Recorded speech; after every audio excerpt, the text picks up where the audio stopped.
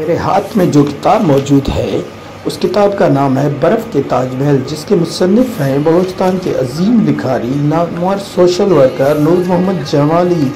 इस किताब का टाइटल अमजद जावेद ने बनाया है। इस किताब के पब्लिशर 12वीं पब्लिशर कोयटा है। इस किताब में 22 नावल शामिल हैं जो मुख्तसर और इंतहाई दिलचस्प हैं। इस किताब में शामिल जिन लोगों का तबसरा शामिल है उनमें आगा गुल, शाहीन बारामजी, राहत शाह, सैयद इमरान गुर्दजी और बैक टाइटल पर साबिक सदर अल खिदमत फाउंडेशन मोहम्मद अब्दुल शकूर साहब का।